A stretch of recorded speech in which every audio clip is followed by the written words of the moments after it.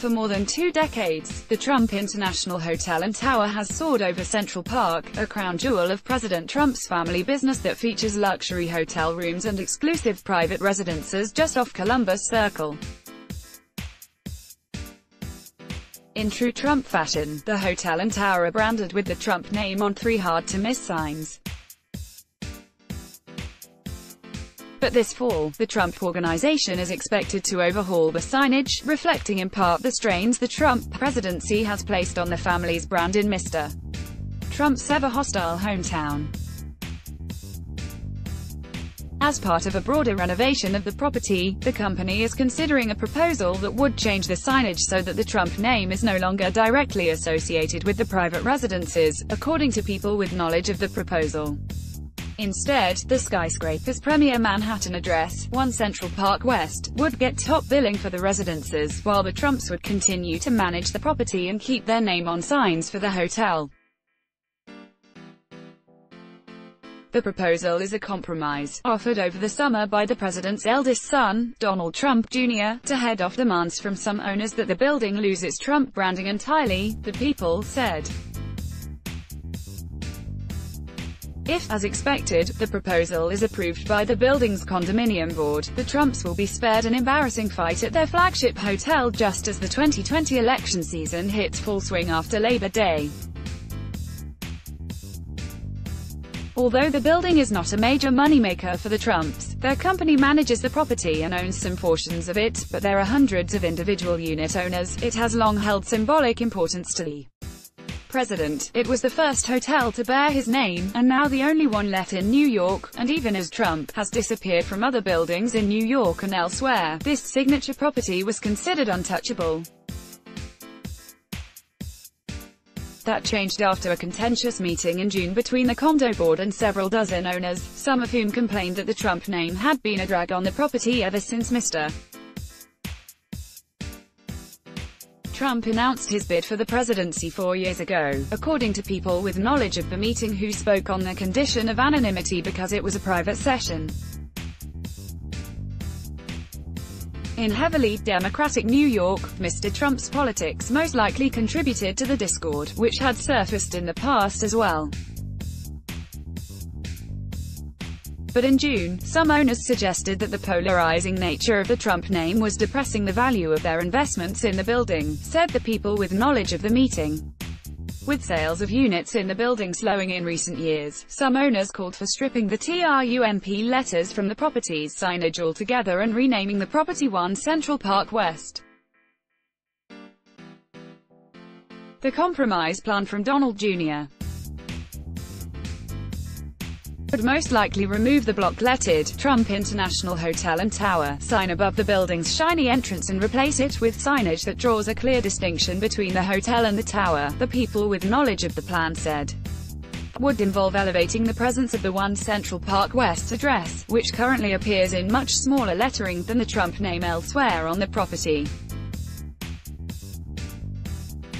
The 2 other existing Trump signs, both at street level, would also be modified to reflect the branding change, though the details of that modification are unclear. In a statement, the Trump Organization said it was very proud of the building, our relationship with the board and the fact that we are rated, year after year, as one of the finest hotels anywhere in the world. The statement did not address the June board meeting, but a person close to the company suggested that the agitators were a handful of owners who opposed the president's politics, while others at the company strongly objected to suggestions that the signage changes were related to the complaints. Donald J. Trump looking out at the view of Central Park from the 44th floor of the building in 1996, credit Andrea Mohan, the New York Times president of the condo board said in a separate statement released by the Trump Organization that the board was unequivocally not considering a change to the name of the building. The statement made a reference to plans for an updated portico and modernized exterior signage, without elaborating. We have a fantastic relationship with the Trump Organization and look forward to many years of continued collaboration, said the board president, Doug Russell, who is also a longtime real estate broker in the building. With the proposed signage change, the board and the Trumps are hoping to satisfy the internal critics pushing to remove the Trump branding altogether. For a name change to happen, the unhappy owners would need to elect a new board, and some of them want to hold elections in the fall. Current board comprises 6 residential owners, 2 hotel owners and Donald Jr. One of the board members, a New Jersey doctor, was nominated to the President's Council on Sports, Fitness and Nutrition. But even if the owners voted to overhaul the board, it would be nearly impossible to disentangle the Trump Organization from the property. For one thing, the company owns a unit in the building, as well as the parking garage, valet services and the restaurant space, with the Michelin-starred Jean-Georges.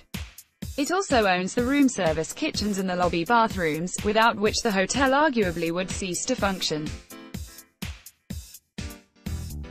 We have a vested interest in the property's continued success, the company said in its statement. The hotel itself just had one of its best performance years ever, the statement said, though bookings had slumped during the early part of the presidency along with the broader market, leading to some complaints from people who own hotel rooms and get a cut of their bookings. Mr. Trump's run for the presidency also coincided with a slowdown in sales in the building. In the 2 years after Mr.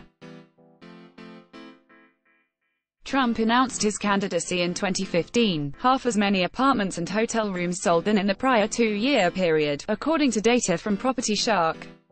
The price of units sold in the Trump building stacked up well against similar properties in the area in that period. But since Mr.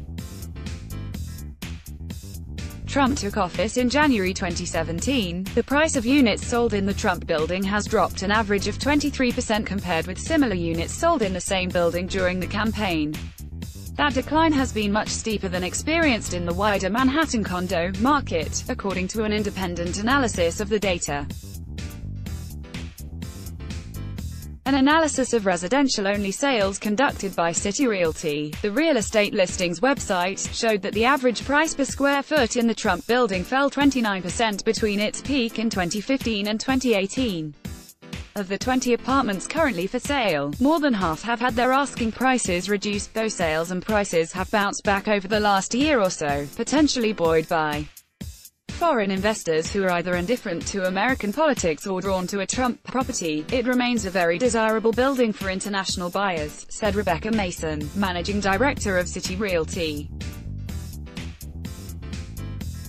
When the financial outlook for the building was somewhat in doubt last year, some members of the building's board considered taking steps to ditch the Trump name, The Washington Post reported at the time.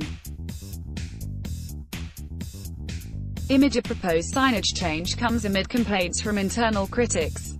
Credit Brittany Newman, The New York Times. While that went nowhere, the concerns persisted. At the June meeting, some owners used the opportunity to vent about other simmering problems too, according to the people with knowledge of the meeting. Some residential owners, for example, complained that the Trumps took better care of the hotel side of the building, pointing to a major renovation of the guest rooms and common spaces. Since the meeting, the company and the board have undertaken plans for a residential hallway renovation. In his statement, Mr. Russell, the board president, noted that the company and the board were also planning to upgrade the building's grounds, including the new signage, granite sidewalks, and beautiful new landscaping around the perimeter. While some owners at the meeting supported renaming the building, others were for a compromise that would elevate the visibility of the 1 Central Park West lettering so that the address, rather than the Trump affiliation, would become one of the building's most identifying features. A hotel unit owner, Howard Finkelstein, who favored removing the Trump name altogether and sought a seat on the board, was not aware of the details of the proposal when reached by a Times reporter. He said it did not seem to do enough to alleviate the concerns of some owners. "I don't need to be in a building that is right smack in the middle of political warfare in this country," he said. The name of the building, whether you like him or don't like him, is not helping the building, though Mr. Trump's New York residence is in a different building, on Fifth Avenue. His connection to this skyscraper dates to 1994, when he began collaborating with an affiliate of General Electric to convert a 1960s-era office building into the tower. At the time, the project offered Mr. Trump a shot at redemption after years of business failures. The building, as Mr. Trump described, had structural problems and was chock full of asbestos. And yet, he wrote in 2008, the good news was that the building's structure was classic and had wonderfully high ceilings. It was worth saving for those important reasons alone. In 1995, Mr.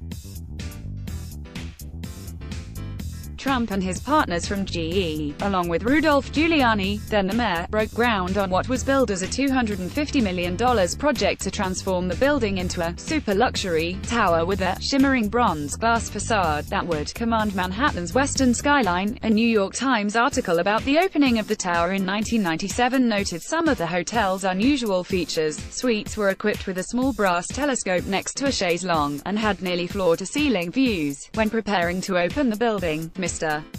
Trump was so eager to make his name synonymous with the property that he wanted to slap Trump International on the iconic 30-foot wide silver globe that sits on the grounds, though city officials ultimately blocked it. In the 2000s, the building became Mr. Trump's chip in the battle over views of Central Park, as the Time Warner Center emerged across the street, on a site Mr. Trump had bid on and lost. Mr. Trump enjoyed having the One Central Park West address, and bragged about his building having better views than the $1.7 billion property rising nearby, a fantastic location with unobstructed views of the park. Mr. Trump would boast, "Let's block ads. Why?